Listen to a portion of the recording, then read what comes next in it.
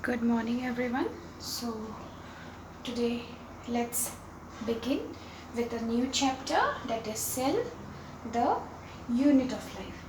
Okay, now when we are telling a cell, that means it is the basic structural and functional unit of life. Okay, so here actually in earlier also in our school levels we have been studying about what is a cell, isn't it?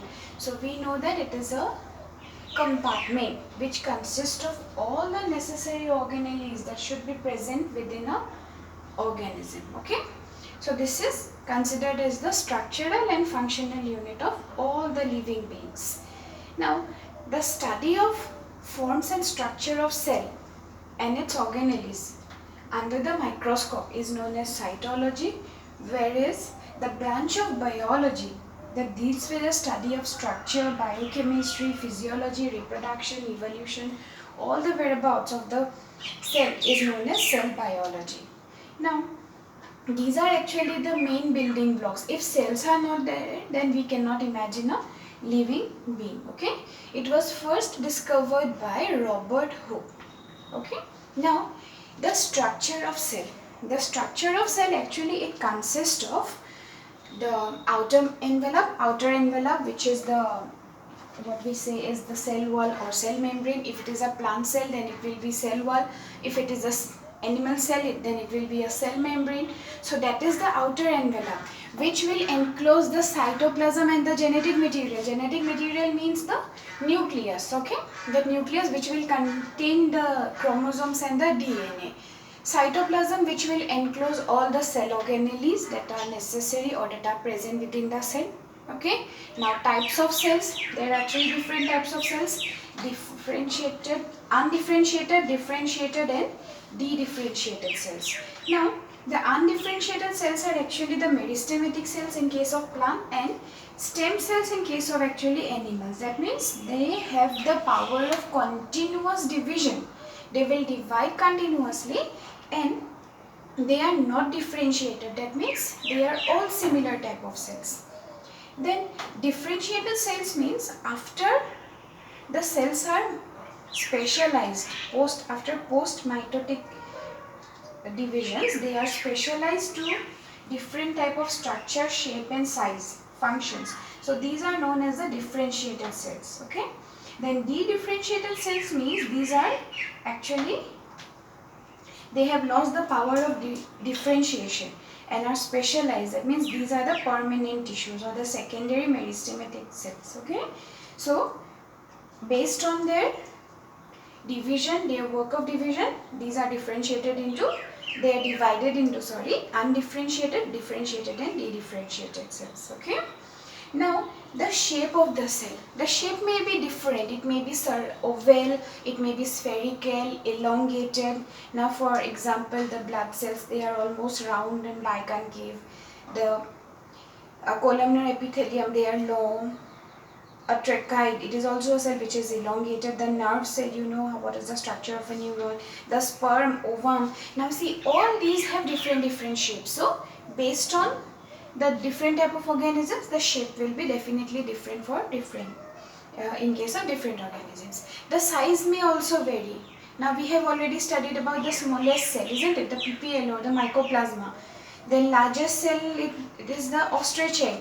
Longest cell, the human nerve cell, isn't it? Again in case of plant, the fiber obtaining plants, that means the cotton, rami, hemp, they have a long cells. So their size also vary in case of different type of organisms. So different size, length, their size, weight, all these will vary from different organisms. Now next we come to the volume ratio. Volume ratio means the surface area divided by the volume. That means if the ratio between the surface area and volume of a structure rises, then what happens?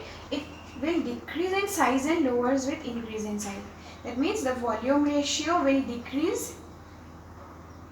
The volume ratio will increase if the size decreases and it will decrease if the size increases. Okay, that means smaller the size, greater is the volume ratio, and larger is the size, lower is the volume ratio. That means these are all inversely proportional.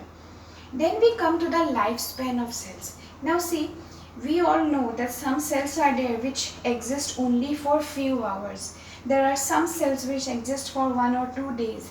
Now our RBC cells, which has a lifespan of about 120 days. Okay, so different cells will have different lifespans. Now here actually we come across a term which is known as apoptosis. Apoptosis means the genetically controlled cell death. Okay, so remember this term, it is important. The genetically controlled cell death is known as apoptosis. Now the cells may be either unicellular or multicellular. If it is a unicellular cell, then what happened? That particular cell, it is the only cell in the organism. It will be the structure of the cell, the function, all are controlled by that particular single organisms. Okay. Then multicellularity means there is division of labor. That means a multicellular organism where more number of cells are present. Okay, so these cells are divided into different works. Their structures, shapes will be different. Their mode of labor, division of labor will be different. So that is an important part in case of cells. Okay, unicellularity and multicellularity. Next, cell as a compartment. That means what happened? Now we are telling that it is an compartment, isn't it? Envelope is there, and that particular envelope encloses the different type of materials. So what are present actually? Cell organelles are present, isn't it? Cytoplasm, it consists of different type of cell organelles. Genetic materials are present. So all these things together, they constitute actually a compartment. Okay, that is known as that is why cell is considered as a compartment. So after knowing the basic concept about the cell, then M.J. Sladen and Theodor Schwann, actually they are two German botanist and zoologist. Okay, Sladen was a German botanist and Schwann was a German zoologist. They studied the different characters of plant cell, animal cell, and then compared them together and finally proposed the cell theory. Okay, now actually the cell theory, it states that the bodies of all living beings are formed of cells and their products, and that the cells are the structural and functional unit of living beings. Okay, now we are repeatedly telling that these are the structural and functional units of living beings. Now they when experimentally proved, and after that what happened? Rudolf Virchow, okay, he was also a scientist. He observed that the new cells that developed by division of a pre-existing cell, and he termed it as, the line goes like that omnis cellula e cellula. Here question comes, this particular line is given in inverted comma and it is generally asked what does it signifies. Omnis cellula e cellula. That means it means that the cells exist from a pre-existing cell, and this is also known as the theory of cell lineage or common ancestry. Okay. Now the basic 5 fundamental observations of cell theory are: all the living organisms are composed of cells and their product. Each cell is made up of small mass of protoplasm containing a nucleus in its inside and a plasma membrane with or without a cell wall. All the cells are basically alike in their chemistry and physiology. The activities of an organism are the sum total of activities and interactions of its constituent cells. Okay, and okay, so these are the basic things of the cell theory. So while we are studying about cell theory, so we have to remember these main points regarding the cell theory. After this, actually when scientists have further studied about the cell, about its constituent, the modern cell theory was propounded based on these concepts.